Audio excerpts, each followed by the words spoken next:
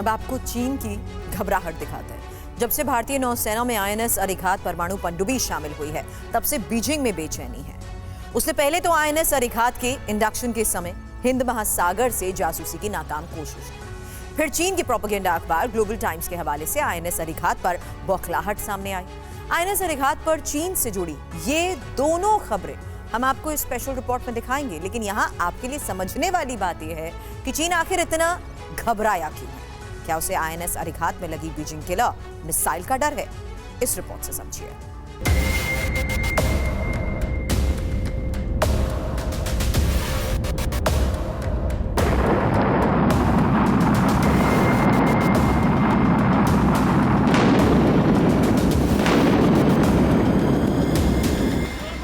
भारत ने जब से आईएनएस अरिघात सबमरीन में एक सीक्रेट न्यूक्लियर वेपन को लोड करके हिंद महासागर की गहराइयों में भेजा है, तब से बीजिंग की नींद उड़ी है। वो अनाप शनाप लेख छाप रहा है और समंदर में अजीब सी हरकतें कर रहा है।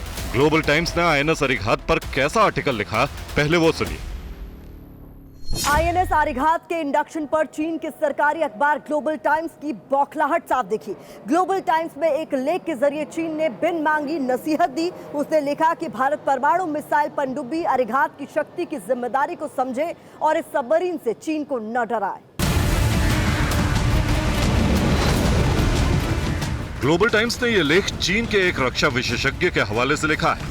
उस रक्षा विशेषज्ञ ने नाम ना छापने की शर्त पर आगे ये भी कहा कि जब तक परमाणु हथियार मौजूद हैं, इनका इस्तेमाल शांति और स्थिरता के लिए किया जाना चाहिए, न कि शक्ति प्रदर्शन या न्यूक्लियर ब्लैकमेलिंग के लिए।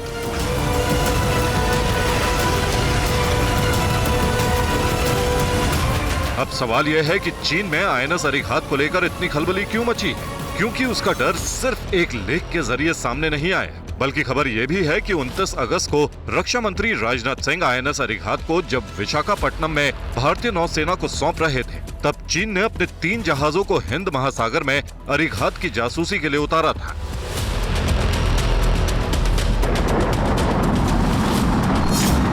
शियांग यांग होंग 3 का मूवमेंट विशाखापट्टनम और अंडमान निकोबार द्वीप समूह के बीच देखा गया। हेयांगशी U718 मलक्का स्ट्रेट के रास्ते हिंद महासागर में दाखिल हुआ और तीसरा जासूसी जहाज BEIDIA 0996 श्रीलंका के करीब से गश्त लगाकर इंडोनेशिया के पास हिंद महासागर में नजर आया।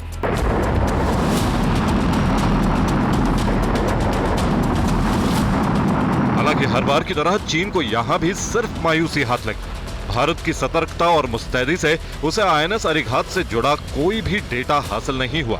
हाँ, इतना जरूर हुआ कि विशाखापट्टनम से चीन तक एक सीधा संदेश ये पहुंचा कि भारत ने आईएनएस अरिघात में K4 submarine launched ballistic missiles को लोड कर दिया है, जो परमाणु हमला करने में सक्षम है और युद्ध की आपातकालीन स्थिति में समंदर की गहराइयों से कभी भी चीन का काल बन सकती है। K4 भारत में निर्मित स्वदेशी सबमरीन लॉन्च्ड बैलिस्टिक मिसाइल है। इसे रक्षा अनुसंधान एवं विकास संगठन यानी DRDO ने बनाया है। भारत में एक्सपर्ट K4 SLBM को बीजिंग किलर के नाम से बुलाते हैं, क्योंकि इसकी जद में चीन के कई शहर हैं।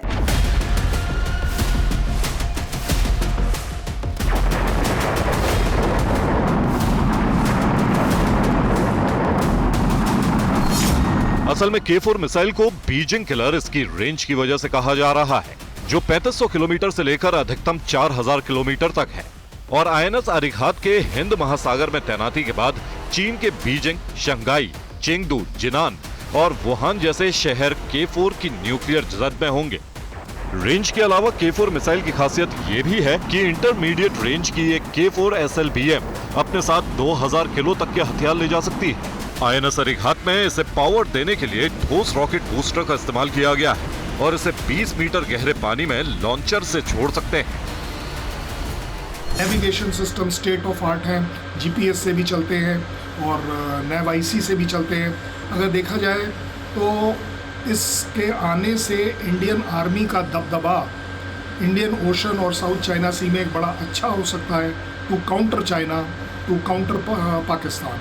ज़्यादा इसके घातक होने का जो सवाल है वो सिर्फ और सिर्फ वहाँ ज़्यादा आता है कि एक्यूरेसी, रेंज और वॉरहेड तीनों ही जगह पर इंडिया को एक एडवांटेज मिलता है। और क्योंकि ये DRDO मेक इन इंडिया की है, इस वजह से इसकी जो सीक्रेसी है वो हम मेंटेन कर सकते हैं, इम्प्रूवमेंट्स इसके अंदर ला सकते हैं।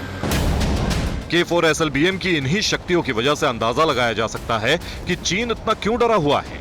और रही बात पाकिस्तान की, तो INS अरिघात को अरब सागर में तैनात करने के बाद K4 मिसाइल से पाकिस्तान के कई प्रमुख शहर भी तबाह हो सकते हैं।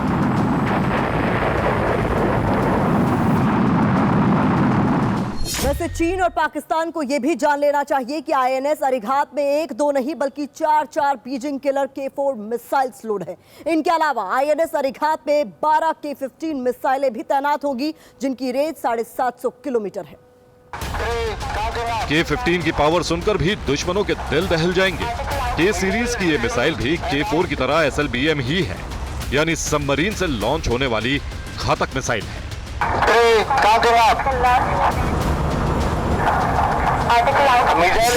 जो परंपरागत बारूदों के अलावा न्यूक्लियर वॉरहेड ले जाने में सक्षम है। इसे GPS या फिर भारत की नेविगेशन सिस्टम नेवल सी से गाइड करके दुश्मनों के लोकेशन की टारगेट दी जाती है, और एक बार जब टारगेट लॉक हो जाता है तो K15 मिसाइल सिर्फ तबाही लाती है। ये जो मिसाइल सिस्टम है K4 K15 का इस्तेमाल एक लड़ाई में ऑफेंसिव के तौर पर किया जाता है। अगर हम 1971 को याद करें, किस प्रकार से हमारे शिप्स पनडुब्बी कराची पोर्ट के पास पहुंच के उन्होंने बम्बार्डमेंट किया था, कई दिन तक उनका तेल जलता रहा था, लड़ाई ख़त्म हो गई थी, तभी भी उनके ऑयल डिपो जल रहे थे, जिसकी उन्होंने उम्मीद नहीं की थी। और पनडुब्बी पानी की सतह से नीचे चल के दुश्मन के पास पहुंचकर वहां पर मिसाइल के द्वारा जब हमला करेगी, तो ये उनके लिए बहुत बड़ा सरप्राइज फैक्टर हो जाता है, एक डर का माहौल रहता है, और उनको बहुत डिफेंसिव मेजर लेने पड़ते हैं अपने आप को बचाने के, अपने शिप्स को बचाने के लिए काफ़ी डिफेंसिव मेजर लेने पड़ते हैं। यही कारण है कि इनका लड़ाई में एक बहुत ही महत्वपूर्ण रोल रहता है।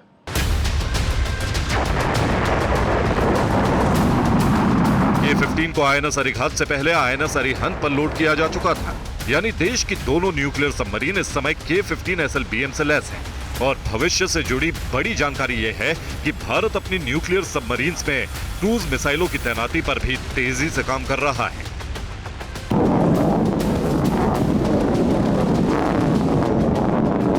यानी बहुत मुमकिन है कि आने वाले दिनों में दुनिया ये भी सुने कि INS अरिघात या INS अरिहंत पर ब्रह्मोस जैसी ताकत रखने वाली किसी क्रूज मिसाइल को लोड किया गया है, जिससे एक बार फिर चीन का ब्लड प्रेशर हाई है।